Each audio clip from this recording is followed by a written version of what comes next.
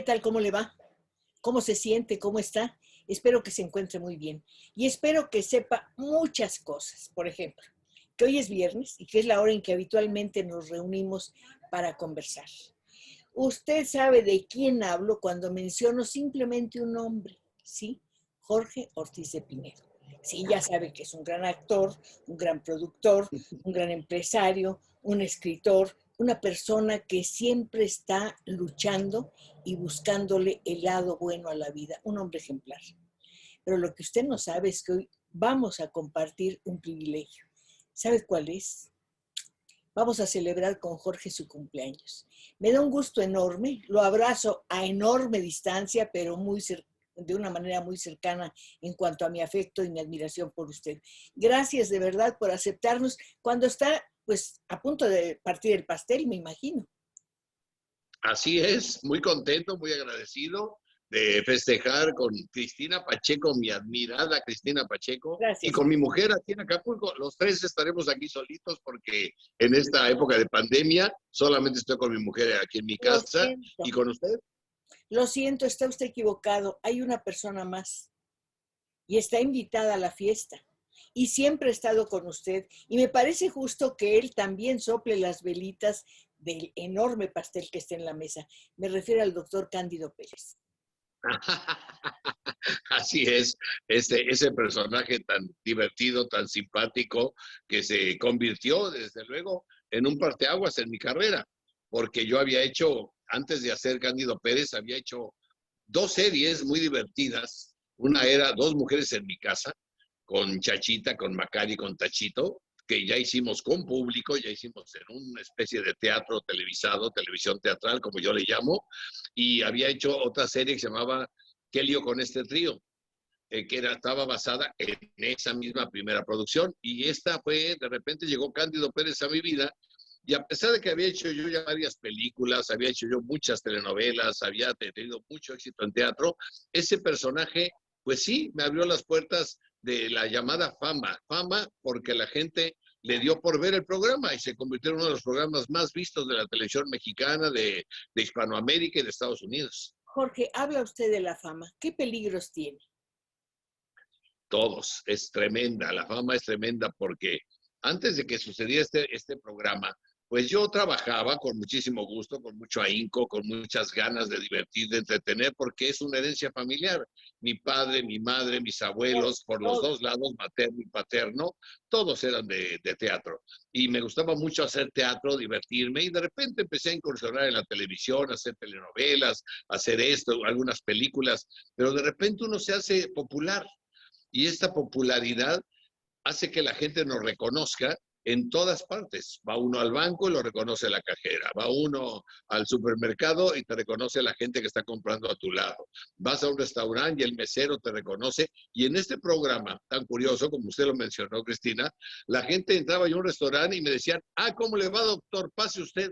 Y yo decía, ¿cómo? Ahora, yo quise siempre ser un profesionista y nunca pude.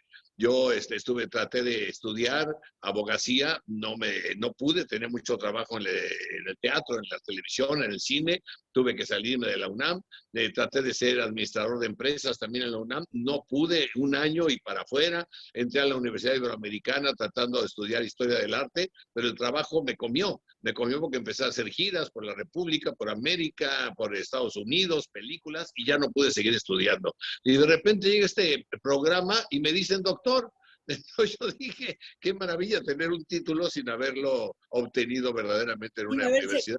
quemado las pestañas, como se decía antes. Cándido nace, por lo menos para todos nosotros, en 1983. No es un personaje que usted haya inventado, pero le dio vida, ¿No? ¿no? Sí, es un personaje que escribió Abel Abel Santa Santa Cruz, Cruz. claro. Abel Santa Cruz es un autor argentino que tuvo mucha fama en su tierra haciendo obras de teatro, escribiendo programas de televisión y escribiendo telenovelas muy famosas. El amor tiene cara de mujer, Gotita de gente, Carrusel, Mundo de juguete, unas novelas de verdad impresionantes. Ajá. Y escribe este programa en Argentina, lo realizan hace 60 años. Juan Luis Torri, un actor argentino muy bueno, pero era la época en la que la televisión pues era en blanco y negro, medio borrosa, y no queda testimonio. Pero fue una temporada muy exitosa. Y Jorge, entonces perdón que le interrumpa. Valentín Purstein lo trajo a México. Es que estaba Valentín pensando. Purstein, Ah, claro, que hizo muchísimo ¿se por la acuerda de televisión. este Claro, productor chileno claro. arraigado en México, que le llamaban también no sé, el rey Midas de la telenovela, porque hizo una de telenovelas exitosas, impresionantes, le compró la historia a Abel Santa Cruz, la trajo a México, y entonces un día me pidió a mí que interpretara yo el personaje, y lo interpreté.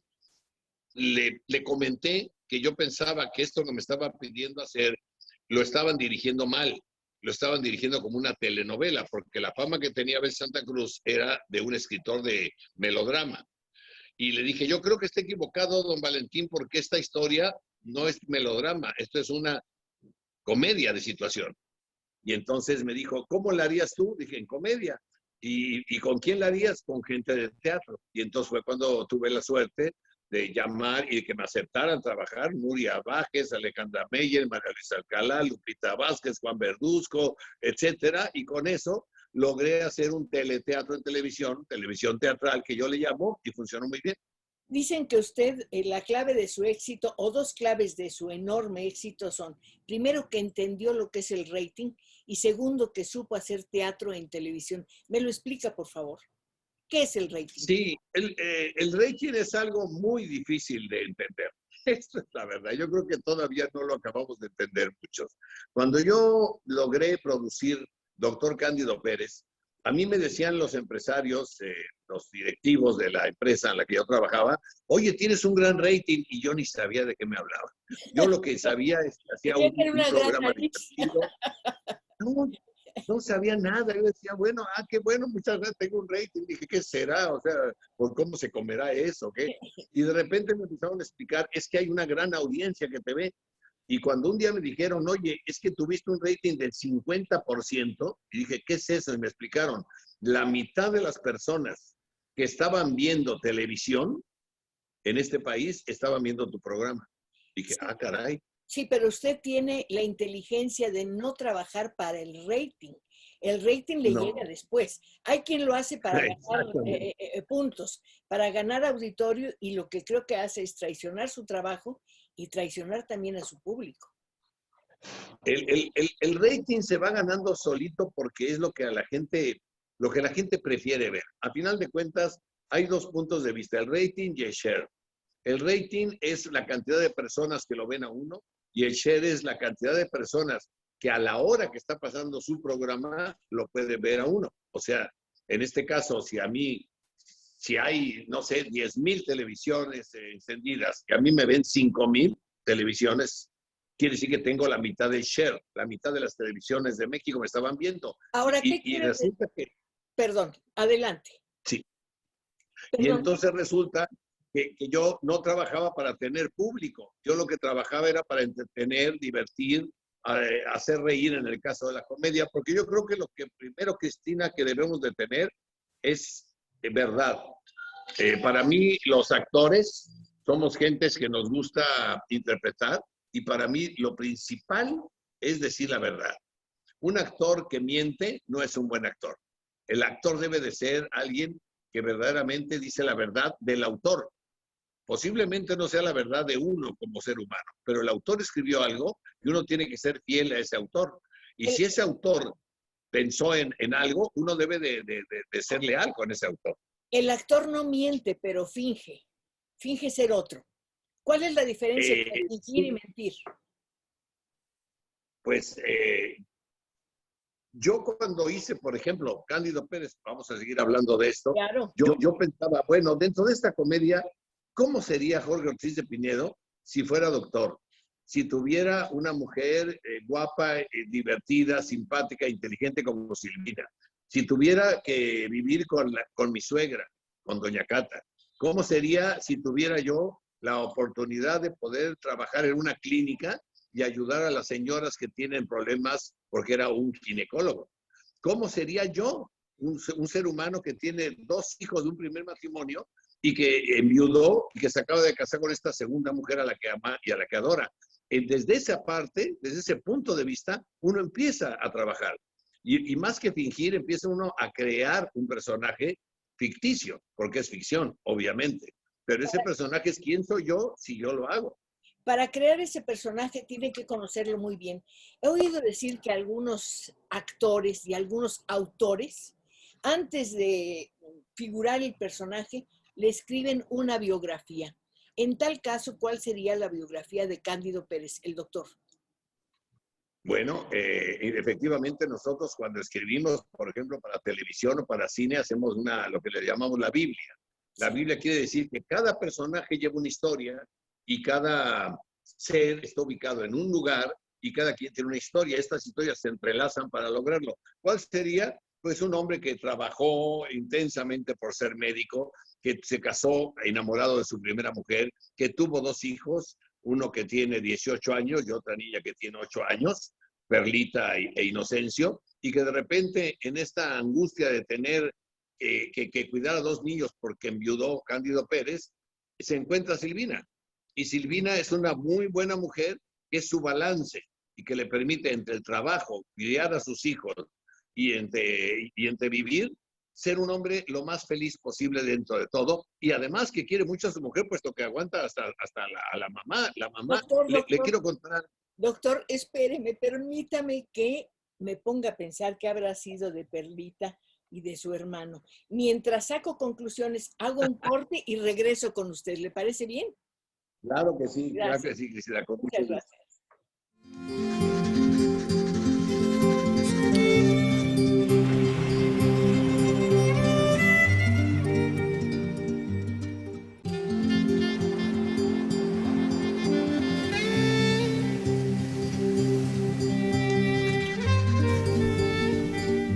No es chisme, pero le cuento.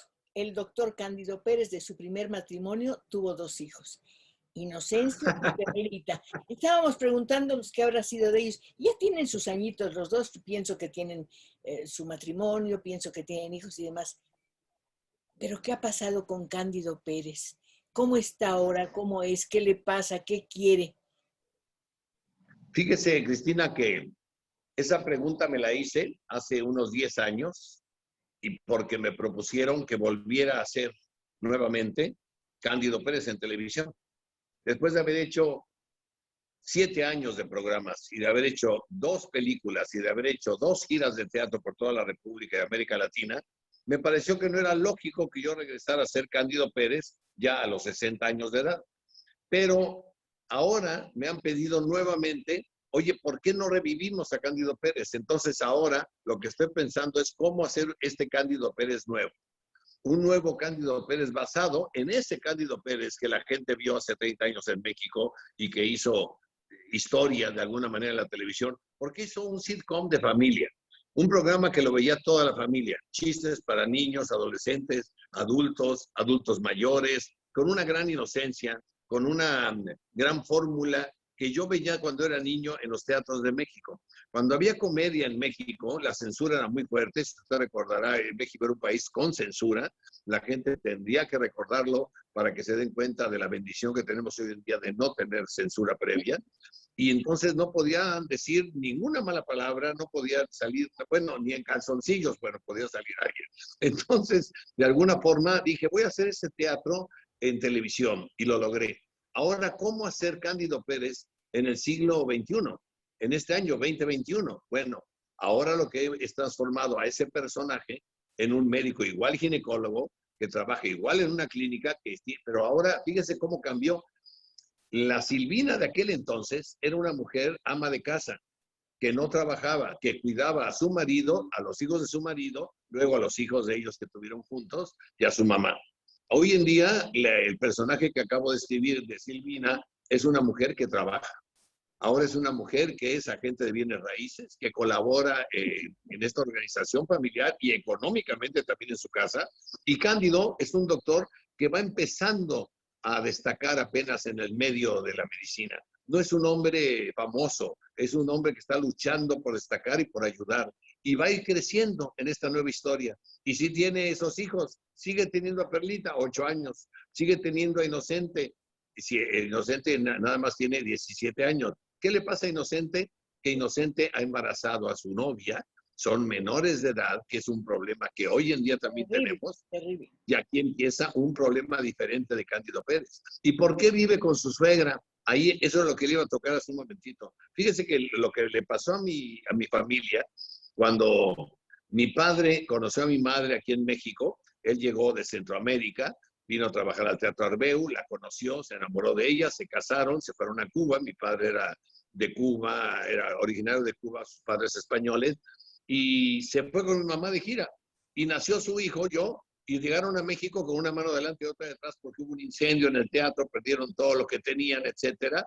Y entonces resulta que llegan a México a vivir ¿a dónde? A casa de los padres de su esposa. Oiga, Y cuando, espéreme ahí. ¿Es Honduras 17, Interior 2? exacto, Honduras 17 ¿Qué interior, hay sí, ahora sí, en Honduras 17, Interior 2? ¿Ha vuelto?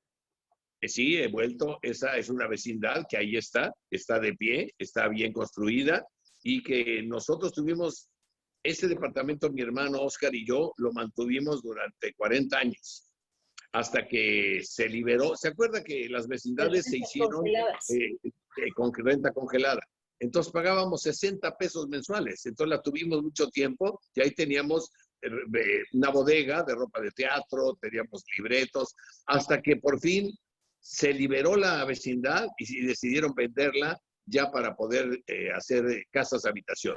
Y nos pareció que era injusticia porque había compañeros nuestros de la misma vecindad que necesitaban ese departamento, entonces los dimos a ellos para que ellos lo compraran y ahí sigue viviendo gente, ahí está, y ahí sigue ¿Usted, estando la Lagunilla y Garibaldi y todo. usted recuerda los nombres de sus vecinos, de sus meros cuates en ese rumbo? Sí, había mi mamá era Guadalupe, mi abuela era Guadalupe, mi hermanita luego fue Guadalupe y había otra señora Lupita en el número 17 del 17 que tenía piano. Entonces yo la quería mucho esa señora porque me dio oportunidad de estudiar un poquito de piano cuando entré a la escuela libre de música y yo no tenía piano en mi casa y ella me daba oportunidad de ensayar ahí. Y desde luego recuerdo a la portera de mi vecindad, doña Catalina, que era una señora divertidísima, simpaticísima, que tenía 8 hijos y que la pobrecita daba vueltas, maromas y lo que fuera con tal de mantenerlos. Y recuerdo a muchos de mis amigos. Una vecindad que cuando yo ya adulto, un día dije, voy a ver dónde está la vecindad donde yo jugaba y éramos 30 niños y cuando llegué a verla, Cristina, era una vecindad pequeñita. El patio de mi casa es particular, se ponga que se seca Ay, como el de los demás, pero tenía nada más 20 metros de largo y tenía nada más 3 metros y medio de ancho el patio. Y ahí jugábamos 30 niños y jugábamos todo, quemados, cebollitas, al encantados, bote, los el encantados. bote pateado, canicas, todo, o sea, Al trompo, burro, que era buenísimo. el burro castigado, era muy divertido. ¿Cuántos de esos personajes, qué porción de ese ambiente que es inolvidable ha aparecido en sus obras? Pues le acabo de mencionar que la suegra de Cándido yo le puse Doña Cata, por doña Catalina, la señora que cuidaba mi vecindad, y el doctor Ilizaliturri, en la historia que yo hice, era parte de mi vida, porque el doctor Ilizaliturri, el verdadero doctor Ilizaliturri, era mi ortopedista, y le puse así al personaje que era mi jefe.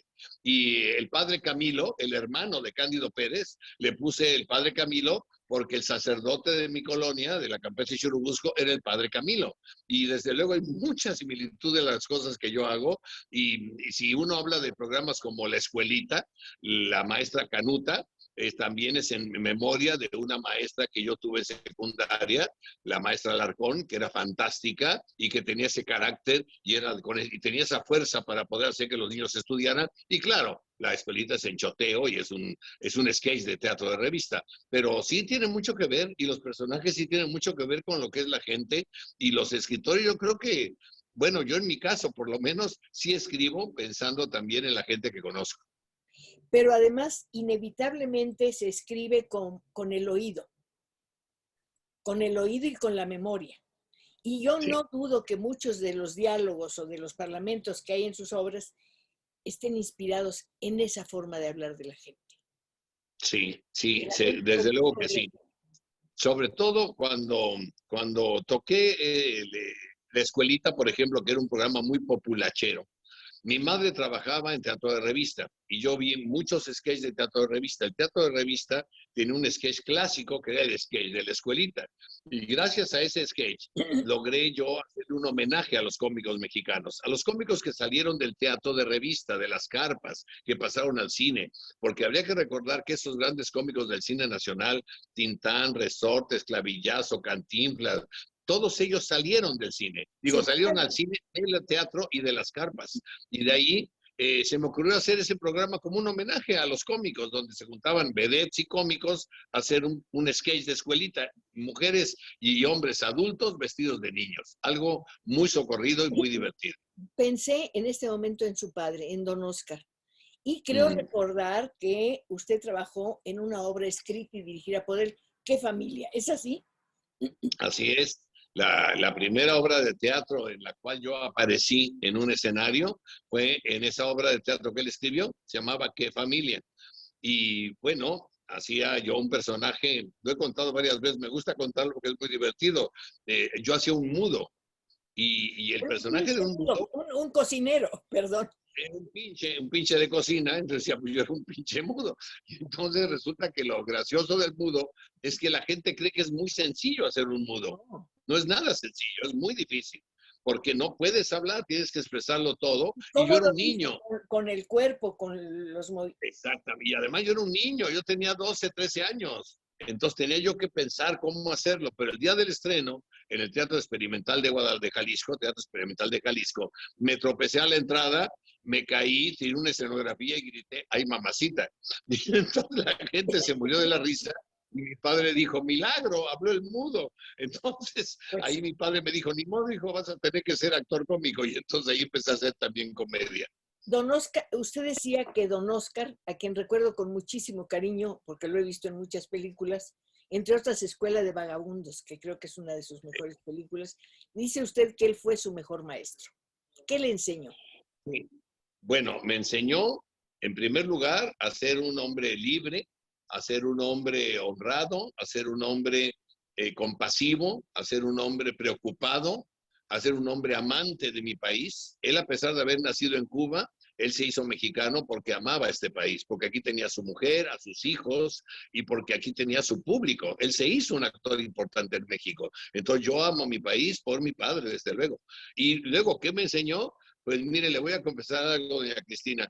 Yo era muy mal estudiante y cuando mi padre se dio cuenta que yo no estudiaba mucho, él lo que hacía es que se levantaba muy temprano, antes de que yo me fuera a la escuela siendo niño, estoy hablando de los 9, 10 años de edad, y se tomaba el café conmigo y antes de irme me ponía a leer un editorial del Excelsior. ¡Ay, qué Y maravilla! yo siendo, no sabía ni, pero a ver, lee esto. Y entonces empezar a leer, no saber muchas palabras, no entender lo que estaba escrito.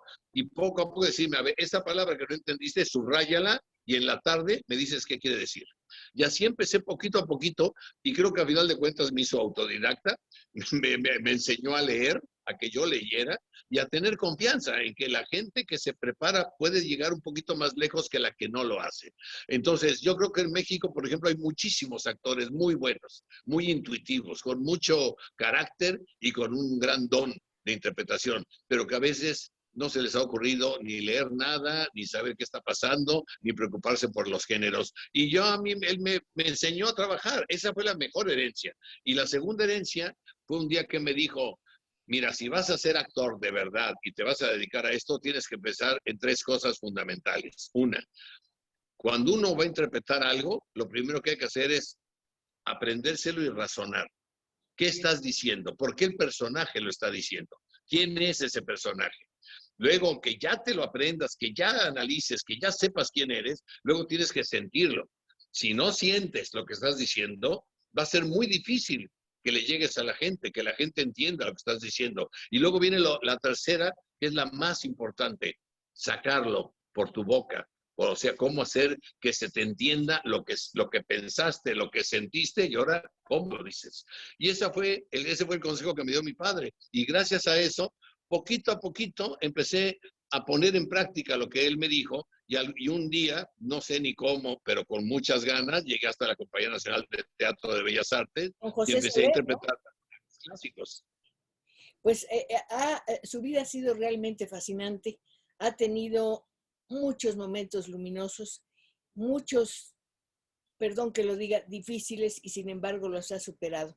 ¿Y sabe por qué? Creo yo, porque tiene una enorme fe en la vida y una enorme vitalidad. Eso se nota en sus actuaciones y en la conversación. Vamos a suspenderla un minutito y regreso enseguida. ¿Le parece bien? Gracias. Muchas gracias, claro que sí.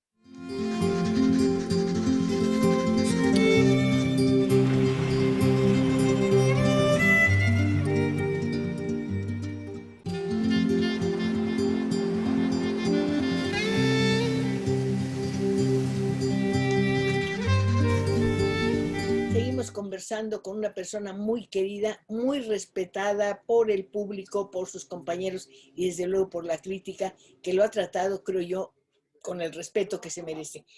Hoy es su cumpleaños, estamos celebrándolo con usted y estamos celebrándolo como creo que es siempre, trabajando y en ese trabajo hay mucha memoria. Yo insisto en eso porque pienso que para escribir o para hacer lo que sea es indispensable basarse en la experiencia anterior. Cándido Pérez va a resurgir, vamos a volver a verlo en la pantalla, pero Cándido despierta de un leve sueño y se encuentra un mundo completamente distinto. Así Encuentra es. la familia completamente diferente, ya no es el concepto tradicional de familia, encuentra que los intereses de las personas ya son muy diversos, encuentra que la conquista del espacio no es un sueño ni nada de película, es simplemente una realidad. Y se encuentra con una violencia brutal que nunca imaginamos y se encuentra con un mundo muchas veces dividido. ¿Cómo va a entender todos estos cambios y asumirlos en su trabajo? Bueno, lo primero, desde luego que pensé en aceptar, volver a hacer una versión nueva de Cándido Pérez, es que la premisa de la producción es no engañar a la gente. Entonces, si uno dice que esto va a ser comedia, tiene uno que tratar de que la gente sonría. Y si es posible que se ría, y si es más posible que se carcajee. Esa es la comedia. Cuando uno interpreta un drama, un melodrama, una tragedia, se enfoca uno en otra cosa. Pero en este momento, lo importante para mí era divertir y entretener. Buscar a un buen cuadro de actores que me permitiera revivir esos personajes clásicos, pero con cada uno de ellos buscando una nueva personalidad dentro de la filosofía del autor. Porque lo primero que yo creo que uno debe de respetar es al autor. Para mí el autor es lo más importante que hay en el teatro, en la televisión, en el cine. Si uno no tiene un buen libreto, si no hay una buena historia, qué difícil para los actores interpretar. A veces lo tiene uno que aceptar porque tiene uno que sobrevivir, pero no es lo ideal. Lo ideal es interpretar y hacer buen teatro basado en buenos autores, en buenos libretos. Entonces, ya con esta premisa, tomé la historia de Abel Santa Cruz y con mi hijo Oscar empezamos a hacer una transformación de la época y con mi hijo Pedro, fíjese cómo ha cambiado doña Cristina ahora la televisión. Cuando yo hice Cándido Pérez, el video era el videotape era videotape. Hoy en día estamos trabajando en 8K. O sea, algo que yo no entiendo todavía, pero que es más puro casi que el cine. O sea, todo se ve perfecto. O sea, es algo increíble. La iluminación, antes la iluminación era muy plana. Hoy en día tenemos iluminadores de cine que contratamos para hacer estas nuevas series de televisión y que tienen la característica de estar filmadas como una serie en Inglaterra o en Francia o en Alemania o en Buenos Aires. O sea, tienen una calidad porque el mundo exige calidad. Y entonces todo esto cambia. Ahora hay diseñadores de vestuario, diseñadores de ambiente, como si fuera una película.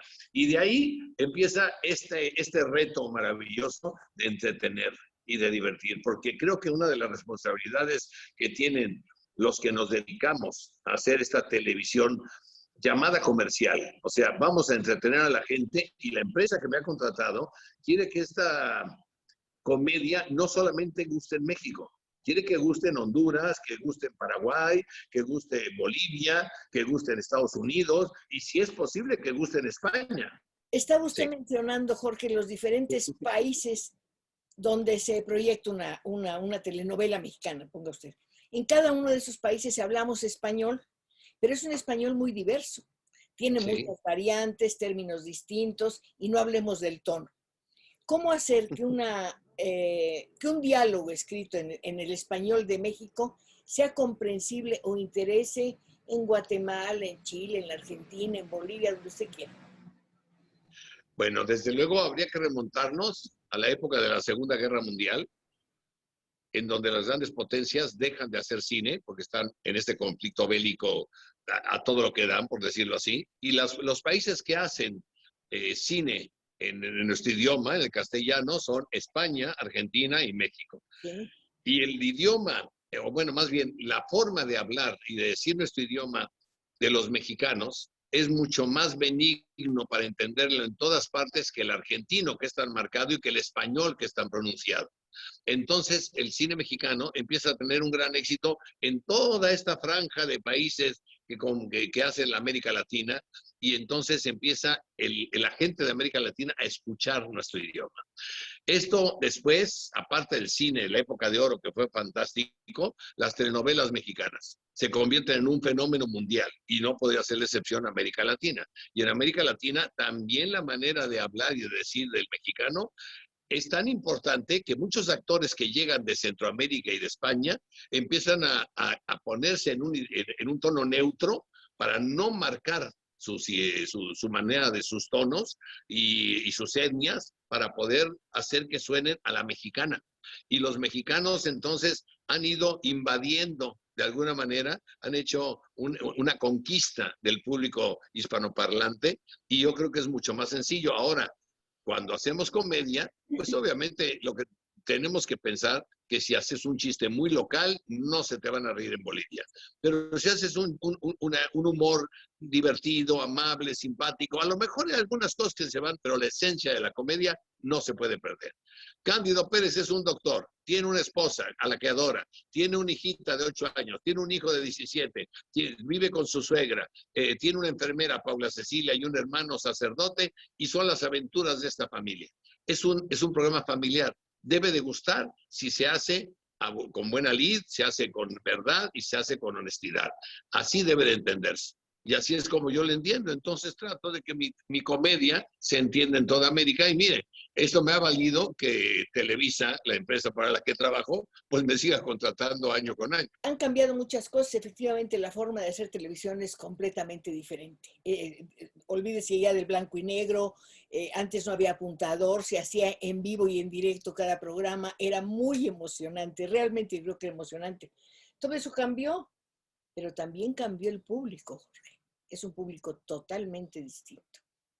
Yo trato de conservar, en este caso de Cándido Pérez, el estilo de teatro en televisión, y lo hacemos incluso con público.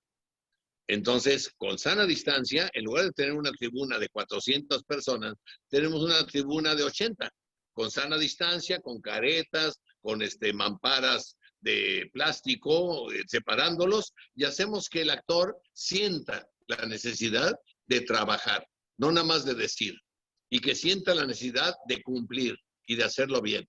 Y tienen además una consigna: hey, esto es teatro, si te equivocas, así se va a quedar. Y eso es bien importante, porque el actor entonces vive el teatro, no nada más se lo está imaginando, y la risa no se la imagina, la escucha. Y el aplauso, siente uno cuando entra a escena y escuchas un aplauso, es como un torero.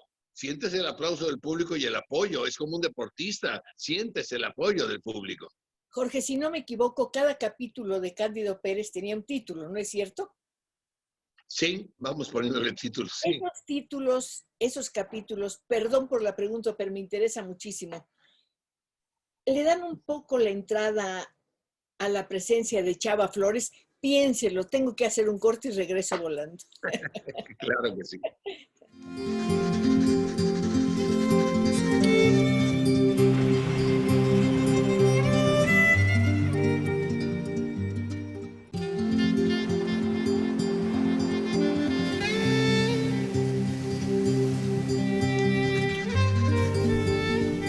Por si usted acaba de sintonizar nuestras frecuencias, y espero que no sea así, pero si ocurrió, le quiero decir que hemos estado conversando con una persona muy respetada y muy querida, un actor muy completo, una persona que ha iluminado todos los escenarios. Me refiero a Jorge Ortiz de Pinedo. Y le estaba yo preguntando ahorita acerca de su cuate, de su gran personaje, que es el doctor Cándido Pérez.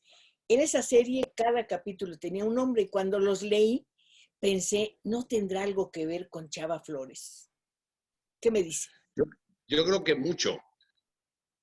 Mi infancia la pasé toda en La Lagunilla, la pasé en la Colonia Guerrero, la pasé en Tepito, la pasé en Garibaldi, en el Teatro Lírico, en el Teatro Folis, en San Juan de Letrán, y de ahí hay un humor del mexicano fantástico, que fue reflejado por Chava Flores de una manera espléndida. Su ingenio, su musicalidad y su simpatía, por lo menos en mí, tuvo una gran influencia. Y esa gran influencia lo que hace es que yo trate de hacer programas familiares, porque es lo que se acostumbraba en esa época.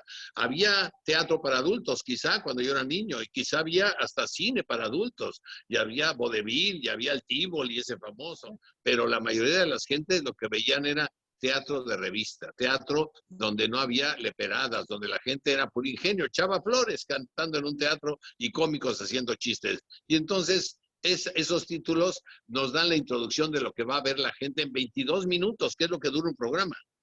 Jorge, estaba yo pensando en que disfrutó de un privilegio que a lo mejor usted no ha reparado mucho en él. Poder recorrer la calle de San Juan de Letrán cuando estaba viva, iluminada, llena de gente y olía a gardenias en la noche. Así es, y ese San Juan de Letrán de siempre, que verdaderamente era divertido, desde ir del cine Avenida, el Cinelandia, encontrar el Moro, esos churros fantásticos, el Teatro Folis, Garibaldi, bueno, luego el Blanquita más adelante, después de ser el Teatro Margo, toda esa, bueno, pasar por la Latinoamericana, o sea, nuestros rascacielos, y pasar junto a Bellas Artes, y atravesar por ese maravilloso, esa avenida fantástica que ahora es de un solo sentido, pero que era tan divertida, llena de comercios, de gentes, de restaurantes, de bares, de cafés, en donde estaba la gente que escribía, la gente que toreaba, la gente que jugaba fútbol, la gente que hacía teatro, la gente que hacía cine. Ahí era el centro de la ciudad, era nuestro centro de verdad en todo sentido. No nada más era el centro físico, era el centro del país. De ahí salían las grandes mentes que nos ilustraban, que nos iluminaban, y yo tuve el privilegio de vivir ahí, de estar a una cuadra de la Coliseo, a 2 cuadras del Teatro Lírico, a 3 cuadras de la Cámara de Diputados, a 2 cuadras de Bellas Artes. Yo, la verdad, fui un hombre con mucha suerte. Primero, caer en la familia en la que caí, gente buena, trabajadora y dedicada a entretener a los demás. Y luego tener la suerte de vivir en ese barrio fantástico que es Garibaldi, La Lagunilla, y luego tener la suerte de irme a vivir hasta Churubusco, porque cuando mi padre pudo tener un poquito de solvencia económica, se fue a vivir junto a un estudio de cine, que era lo que hacían los actores de aquella época. O se iba uno a San Ángel, o se iba uno a Churubusco, y se fueron a Campeche, Churubusco, cuando había puros trenecitos en Tlalpan, no había metro ni nada de estas cosas. Cuando yo jugaba en el río Churubusco, que estaba todavía no entubado, yo iba a jugar al río. O sea, la verdad yo le he pasado muy bien en la vida, he tenido mucha suerte y tuve la suerte de hacer teatro de todo tipo y he tenido la suerte de hacer televisión también, telenovelas, teleteatros, programas cómicos, hacer cabaret, viajar por toda América, por Estados Unidos. Me siento tan afortunado de estar ahorita platicando con Cristina Pacheco, para mí una de las periodistas más connotadas de este país, que nos permite convivir con lo que somos la esencia de nuestro país. Y sí, yo soy un hombre de barrio y me siento muy orgulloso. Pues ser de barrio es sensacional, pero verdaderamente sensacional. Y estaba yo pensando en otro privilegio, es que ha tenido muchos, pero el segundo que me encanta, por haber estado donde estuvo, por haber vivido donde vivió, tenía el privilegio de oír las campanas de Catedral y de Santo Domingo por las mañanas. Qué maravilla. Así es. Eso era increíble. Yo me iba caminando la primaria, 12 cuadras con mi hermano, atravesando todo Garibaldi, y luego San Juan de Letrán, la colonia Guerrero, para llegar al Colegio Franco Inglés.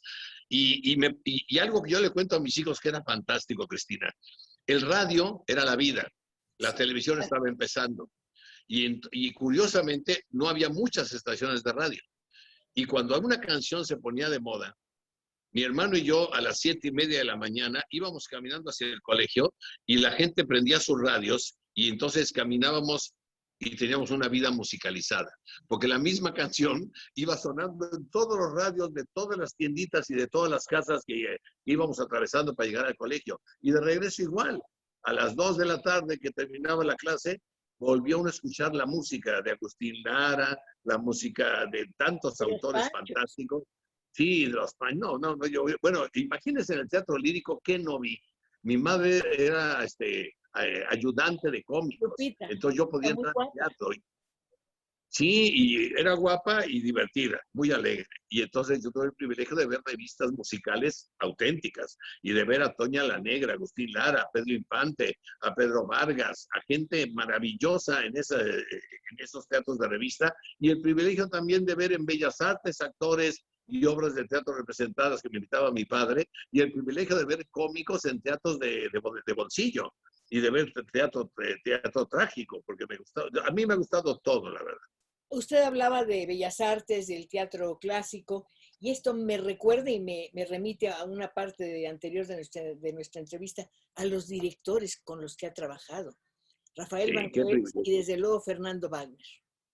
Fernando Wagner, tuve la suerte de estar también en la Compañía Nacional de Teatro de Bellas Artes y de trabajar con Rafael López Mirnau, con Oscar Ledesma, y tuve la fortuna de estar con José Soler, también ser dirigido por él. O sea, gente de verdad muy importante, con Julio Castillo, y la verdad... ¿Cómo era Wagner?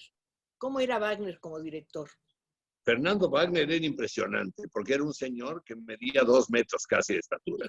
Era un hombre blanco, muy blanco, con ojos muy claros, con el pelo medio despeinado y alborotado de la pasión que tenía ese señor, y era un hombre que hablaba como alemán. Entonces, así gritaba desde las alturas. Imagínense un foro de Televisa donde la cabina estaba a 6 metros de altura. Nosotros estábamos abajo, yo como chamaco ahí trabajando, y salía el de la barandilla y desde arriba gritaba: Jorge, por favor, tienes que abrazarla fuerte y tienes que gritarle a tu madre. Si le vas a pegar a Silvia Derbez, pégale. No sé cómo no voy a pegar. Decía, bueno, es de mentiras, pero que se crea que le estamos pegando. Y entonces era impresionante. Y Chucho Valero era un sol de señor en el Teatro Familiar de la Azteca, era fantástico como director. Y Rafael Banquells, increíble, divertidísimo. Y Aragón, y bueno, la verdad, oiga, el teatro qué privilegio haber trabajado en teatro con tantas personalidades. Fernando Soler, con Riquelme, con María Rivas, con tantos actores que me dieron la oportunidad de aprenderles, porque lo que uno hace como actor joven es ver, observar y aprender de los grandes. Eso es lo que debe hacer el hombre joven. No debe de pensar que, ay, qué anticuados, ay, no sabe, no, yo soy diferente. Aprende. ¿Cómo le hace esta gente para controlar un público de 500 o de 1000 personas y de mantenerlos callados en un silencio absoluto o hacerlos explotar en una carcajada fantástica que hace que retumbe un teatro? Eso es arte también. Eso también es tener estilo, es tener potencia, es tener dominio del escenario. Y eso es lo que al final de cuentas no todos los actores tienen. Hay actores muy buenos, hay actores muy sensibles, pero que tengan ese don de mando, no todos lo tienen. Casi se nos termina el tiempo y hay un factor del que quiero hablar, al que me quiero referir, y quiero saber qué influencia tuvo sobre usted la programación radiofónica, concretamente la XCW. Pues yo me sorprendí mucho el primer día que mi padre me llevó, yo teniendo 7 años de edad u 8, a una grabación de radio, porque a veces no había dónde dejarme, entonces tenía yo que acompañar a mi papá porque pues, dónde dejaba el niño. Y cuando yo entro y me sientan en una cabina de radio, y ahí calladito en esa esquina, y empiezo a oír a los actores interpretar una radionovela, a la gente que hacía los ruidos, a sacar las copias, y luego corrían al foro para darles los libretos y leían a la primera. Eran lectores de primera mano, eran increíbles los actores de radio. Y claro que influyeron en mí. Hay que aprender a leer en esta vida. Si uno quiere decir algo públicamente, si no sabe uno leer, es imposible. Y saber leer no es nada más interpretar, es decir las cosas. Usted debe haber tenido un aparato de radio en su casa. ¿Dónde estaba? Sí. ¿De qué marca era? ¿A qué horas lo escuchaban? ¿A qué horas se reunían en torno a ciertos programas? Pues yo el que más me acuerdo es un Majestic. Y me acuerdo de Carlos Lacroix, de La Sombra. Dispare, Margot, dispare. Cuidado, Carlos. Sí, pero no dispare para acá, le decía. La Sombra me encantaba también. Y había los noticieros. Parece mentira, me gustaba mucho escuchar los noticieros, porque me parecía que era una narrativa del mundo que no podíamos ver en ese entonces. Nosotros no teníamos, cuando inició esta vida mía en la Lagunilla, en esa vecindad, no teníamos televisión. Entonces el radio era la imaginación. Con el radio escuchaba el tío Polito, cuando yo era niño, y ahí escuchaba al tío Herminio, y ahí estaba escuchando y Cricri. ¿Quién era Cricri? Un señor fantástico que con su imaginación hizo que muchos niños despertáramos de lamento, decir, ¿cómo? Hay una hormiga que camina con un paraguas, ¿de qué está hablando? Y empezamos a imaginarse estas cosas, de un chivo loco en una bicicleta que se cae. Bueno, yo decía, qué maravilla. Y para mí el radio es parte fundamental. En una ocasión hice un espectáculo diciéndole a la gente, los comerciales de radio nos decían muchas cosas, estaban hechas con gran ánimo de no nada más de vender. Y talento. ¿Sí? Y había mucho talento para hacer esos comerciales. Y las radionovelas, y la música, ¿qué le voy a decir? A mí, yo soy un amante de la música, y en mis tardes de nostalgia aquí en mi casa con mi mujer, nos ponemos a escuchar canciones de esas que se escuchaban en los teatros de revista de los años 50. Bueno, alguien va a decir, ¿quién es el que anda ahí? ¿Es Cricri? No, es Jorge Ortiz Pinedo en pleno cumpleaños. Un abrazo muy fuerte, muy cariñoso, lleno de respeto, y para su esposa otro también. Ella también. Muchas gracias, doña Cristina. Aquí le guardaré un pedacito de pastel que se lo llevaré, si Dios quiere, no tan duro, muy pronto. Aunque esté duro, no le hace. Muchas gracias. Hasta luego. Esta es su casa. Gracias.